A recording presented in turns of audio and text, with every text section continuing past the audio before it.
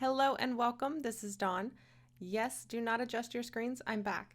I know it's been a minute and I took a little hiatus there, but I'm super excited to be back. We will be reviving the YouTube channel, and I thought we would kick it off with some watercolor. Now, watercolor's my favorite, so I thought it was appropriate for my coming back. I'm going to be using Arches watercolor paper today. This is cold pressed, 140 pound. Use your favorite, whatever you have on hand. I'll be using a number 5 round Princeton Velvet Touch brush here. And we're going to be using the W+9 Modern Roses and Modern Calla Lilies. I'll be stamping in Distress Ink and Antique Linen, and I'm going to use the Mungyo 48 palette watercolors here. I really like this set. Great crafting set for an economical price, and I like the fact that you get so many mixing trays here in this palette. You're going to need some paper towels, and of course your clean water. I'm going to start by stamping out several of these images, and I'm going to stamp out a couple extra just in case I have some mistakes or I mess up. This way I have options and I don't feel like I have to be perfect. And I'm going to be sharing just one of the many ways to approach watercoloring. If you've been around here for a while, if you've been subscribed, then you know that I do many different styles, and this is just one of them. So I'm going to start by laying down some water first in the areas that I want to paint. And this is just clean water, and this is going to be a wet on wet technique. So I'm going to wet the whole interior of this petal, and then I'm going to start dropping in some yellow pigment in the areas where I want the color to be darkest. Then I'm going to allow that water that I laid down on the paper initially to carry those pigments so that they meet. Again, I'm concentrating the color heaviest in the areas where I imagine the color would be darkest from the shadowed areas. Then I'm going to wet another area and do the same thing. I'm going to lay in my pigment. So I'm going to start here with the green of the stem because I do want that green to bleed into the cup of the calla lily here. And by laying down both of these colors wet on wet, it allows them to mix just a little. Now I've sped this up to three times speed. If you want to see it slower, you can always in the settings choose your playback speed. But again, just for brevity's sake, I've sped it up a little bit because it is rather monotonous. It's the same steps over and over, laying down your clean water, then dropping in your pigment where you want it to be the darkest, and then allowing that water to carry the pigment out. Here I'm doing one of the white calla lilies, and I'm using just the lightest hints of green and yellow to add a little bit of color without adding color fully to this flower, and it will appear as though it is one of the white calla lilies, which are actually quite gorgeous. So I'm not going to paint all of these in the video. I actually, in case you've been wondering where I've been, I have still been around. Just had some family stuff, got really busy, and it was really hard for me to keep up with all of the social media channels. So what I've done over the last 2 years is I've still been around. I've been on our Facebook group, W+9 Encourage Creativity. And I've been going live there twice a week. Right now it's the summertime, so I'm only going live every Thursday night at 8 o'clock Eastern. But for the last 2 years, I've been going live every week, twice a week. So on Tuesdays and Thursdays.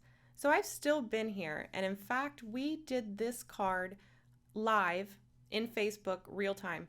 So if that is something that you're interested in and getting more detail, being able to ask questions real time, I highly suggest you join our Facebook group, and I'll have it linked in the description below along with all of the supplies we used here tonight.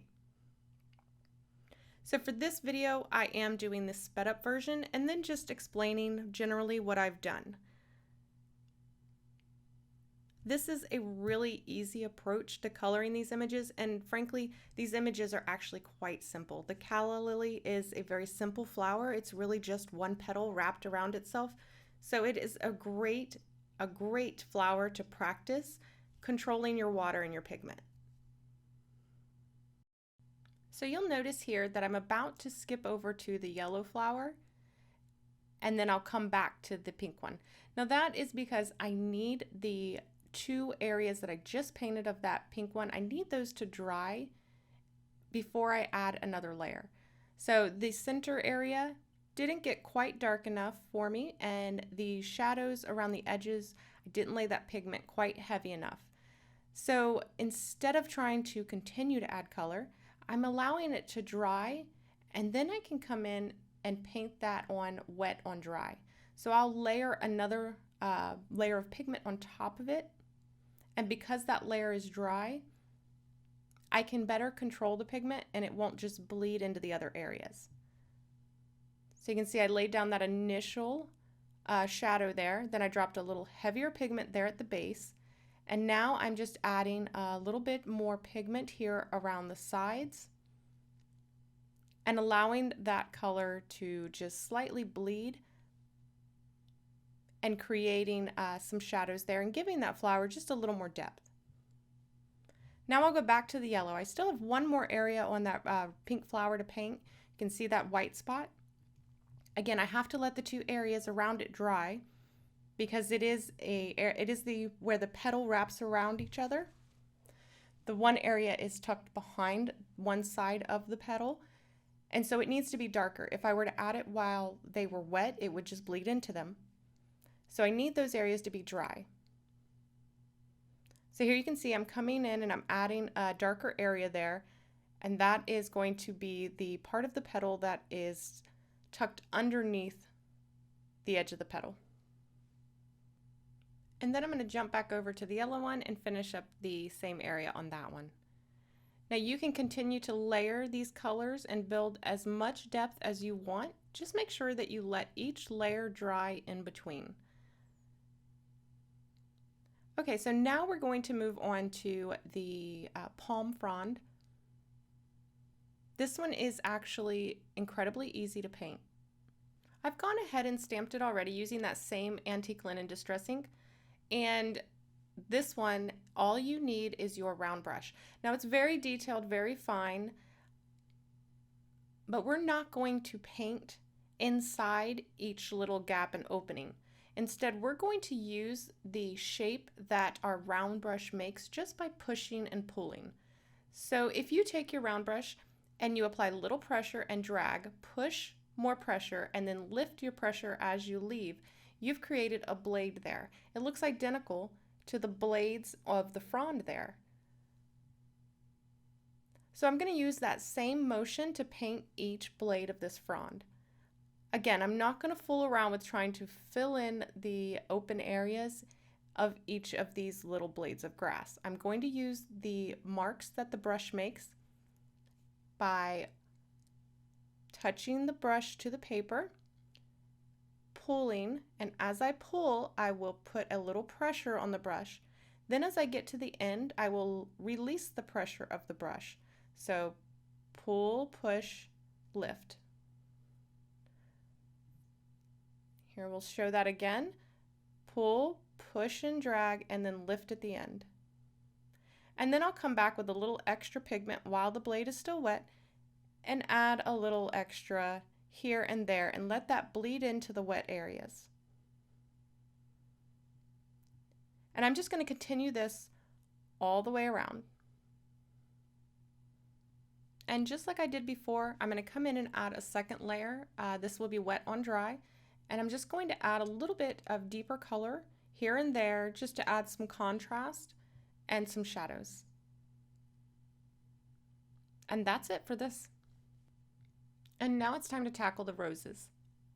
So I'm going to show you how to paint just one of them here in this video. Again, if you want to see me paint them real time, you can check out our Facebook Live.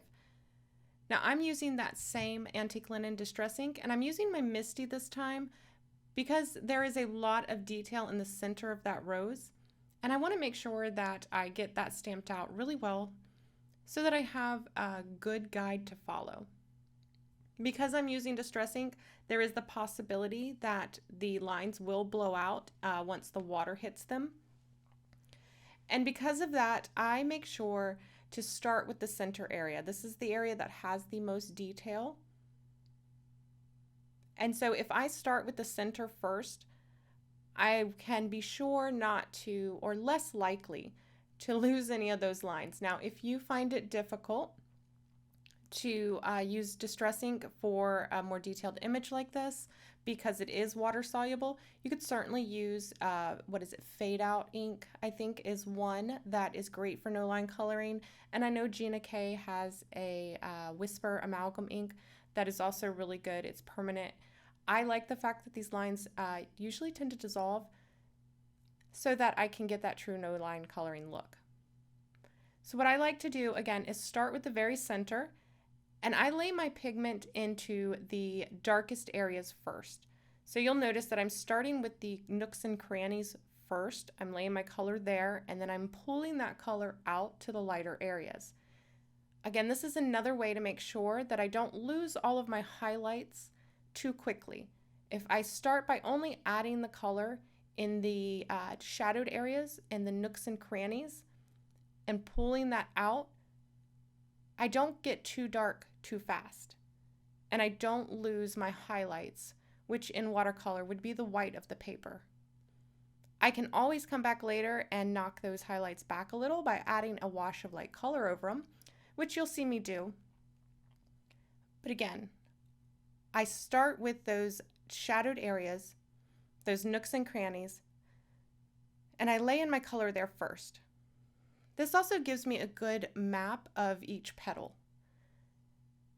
So you can see how I'm able to retain all that detail there in the center by concentrating on just those deep dark areas first. Now, a detailed image like this can be intimidating, and it will take some practice, but I think that's everything, right? If you want to achieve certain results, or if you want to become really good at something, then you have to challenge yourself, right? You have to take that leap, and you have to practice.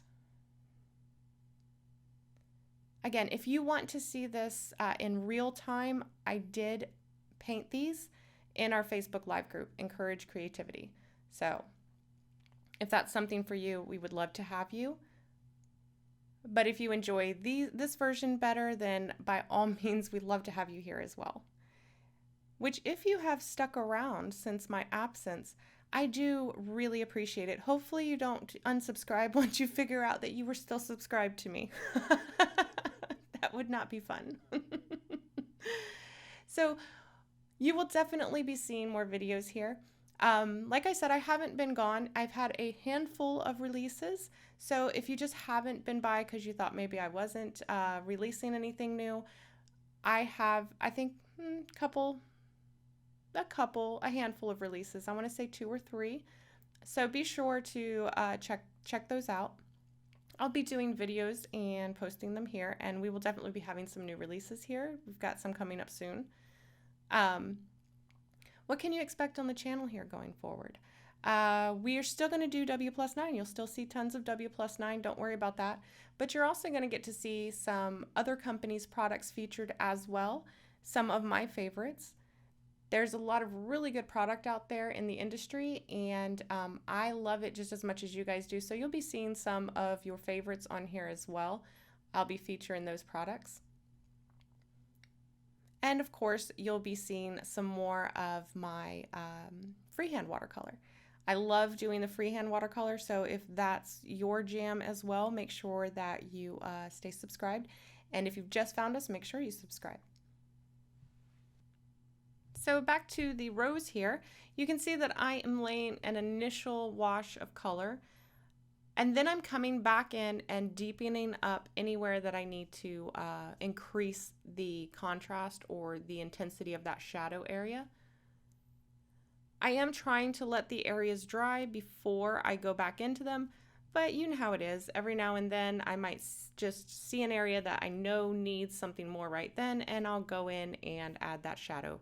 But for the most part, I am trying to work my way around and put at least one layer down on every petal. You know, I like to work an entire image to about the same level of completion before I add additional layers. It just helps me to see the image more balanced, and then I can determine exactly what the image needs, and it helps me to better determine when I feel like it's good, when I feel like it's done. If I overwork an area by getting too hung up in it, then I have to go around and keep adding more to the rest of the image. So I usually try to work them to about the same level of completion. I am being careful though, that center area, I'm letting it completely and fully dry because I do not want to lose any of the petals in there in the center. So here you can see that I've laid down some pigment around the interior of this petal and then some around the edges. And now I'm using water and I'm just kind of moving my brush back and forth across the petal to join those two areas of color. This will create a highlight along the edge of the petal there and give it a little movement.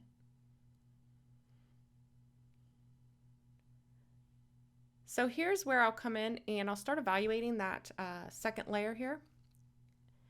And I think I do come in eventually and add several layers of color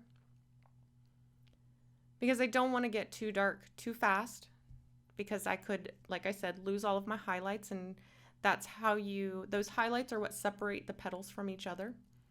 So I don't want to lose those. So I err on the side of caution and I build up the color gradually. Again, I know I've said it a bazillion times and I probably sound like a broken record, but you can add as many layers as you'd like. You just have to make sure that every layer dries in between. Anytime that I feel myself getting too stuck in one spot, I kind of force myself. I'll tell myself out loud. In fact, when we're in lives, I'll tell myself, all right, I'm moving on from this. I'm going to let it dry. I will come back and reassess once it's dry. You can almost always fix anything that seems off or anything that just isn't working if you stop. Just stop messing with it, let it dry, and then come back and assess it. So you can see how each layer here is adding more and more depth to the center of this rose. And even though we're working in a pretty small area here, I'm still using that number 5 round brush. In fact, the number 5 round brush is the only brush that I used for all the images. But the super fine detail point, this brush comes to such a fine point that I'm able to easily get in there to even the smallest little nooks and crannies without making a mess.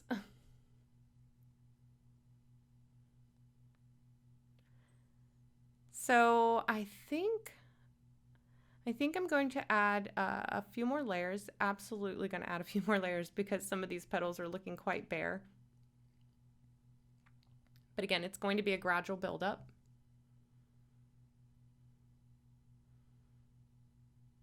And looking back on it, I like to look sometimes at the replays and look back at the videos because I can sometimes say, okay, I easily could have stopped right there. That doesn't look bad. And then there's other times where I'll see something and I'm like, ooh, how did I miss that? But that's okay. Okay, so once all of our images are painted and dry, it's time to die cut them out. And for that, I'm using the dies. There's every image in both of these sets have a matching coordinating die. So I'm using that with the Spellbinders Platinum 6, and I'll just die cut each of the images. So now I have all of these gorgeous pieces to arrange into a bouquet. And for that, we are going to go into fast motion. If you've watched our lives, then you know that this is like 10 times faster than I move. I am a very slow card maker. But I wanted to include this part because I do get a lot of questions about how to make an arrangement, a balanced arrangement. Now this is definitely more pieces than I will need, but what I've done here is I've taken a clear piece of acetate, something a little sturdy. This is actually the cover from the Vicki Boutin Foundations paper, and I've put down some temporary adhesive, and I'm using that to kind of hold my pieces in place. Now, all of them aren't going to hold as well as some of the others, because the more you tuck and push things in, the more you're going to either, shift them, or if they're laying on the very top, they're not hitting the adhesive. But it does help to generally hold those pieces in place. So I really like this method. Another great thing about this is it's on a clear piece of acetate, so I can see through it. So once I get the arrangement exactly how I like it, I can then hold it over my card base and kind of turn and move the bouquet around and see where I like it best. So here you can see I'm trying it on an A2 card, and now I'm trying it on a 5x7 card, and I can turn and flip it and adjust and add anything else that I might need to add. So this works out really well for me. Now I'm going to take that press and seal, and I'm going to lay it out over the whole thing, press that in place, and then I will flip this over and peel the acetate from the back, and now everything is held in place by that press and seal. For the background, I'm going to use our 5x7 layers die, but instead of cutting it, I am going to use it to create an impression. So I've taken the smaller of the squares, and I'm running it through the platinum using the embossing plates. So this is going to give me an impression versus cutting it out. And this is just another great way to use your dies for a little different look. Now here, you want to be careful removing this. I did remove some of the stick from the tape by taping it to my jeans, but you can see there, it did grab a little bit and ripped the paper just a little bit. But that's okay, because I'll place my arrangement to where it will cover that boo-boo. So here, you won't even be able to see it. Okay, so this is where the genius of press and seal comes in.